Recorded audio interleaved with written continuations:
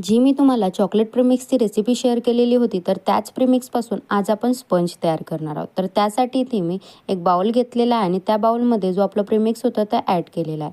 त्यानंतर मी इथे half cup पाणी टाकलेलं आहे. आपल्याला पाणी हा कमी जास्त लागू शकतो, पाण्याची क्वांटिटी ही कमी जास्त लागू शकते. त्यानंतर मी 1/8 कप इथे ऑइल टाकलेलं आहे. जर तुम्हाकडे टेबलस्पून असेल तर 3 टेबलस्पून इथे ऑइल टाका.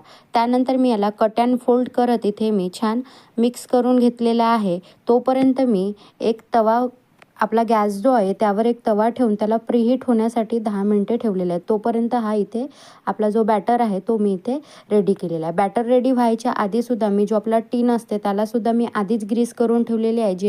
कारण आपला बॅटर जसं रेडी होतं तसंच आपल्याला तो कुठेही टाईमपास न करता आपला जो बॅटर आहे तो टीनमध्ये पोर करायचा आहे आणि ते बेक व्हायला ठेवायचं आहे. तोपर्यंत जे आपले बेकिंग प्रीमिक्स भिजवायच्या आधीच जे आपल्याला करायचे आहे ते टीन ग्रीस आधी करायचं आणि आपलं जर गॅसवर जे आपण ज्यावर काही मांडतो गंजामध्ये मांडत असाल तर ते प्रीहीट करून ठेवायचं. त्यानंतर जो आपला प्रीमिक्स आहे त्याला मी आपलं टीनमध्ये पोर करून घेतलेलं आहे. पूर्ण प्रीमिक्स जेवढं आपण घेतलं होतं तेवढंही मी तिथे टाकलेलं आहे आणि त्यानंतर मी त्याला छान टॅप करून घेतलेलं आहे. टॅप केल्यानंतर मी इथे तव्याला प्रीहीट करायला आधीच ठेवलेलं होतं, तर तोपर्यंत प्रीहीट झाला. त्यानंतर इथे मी आपला जो बॅटर आहे तो ठेवलेला आहे आणि साधारण 25 मिनटं इथे मी बेक व्हायला ठेवलं. 25 मिनटानंतर जेव्हा मी चेक केलं तर आपली टूथपिक जी आहे ती क्लीन निघाली आहे.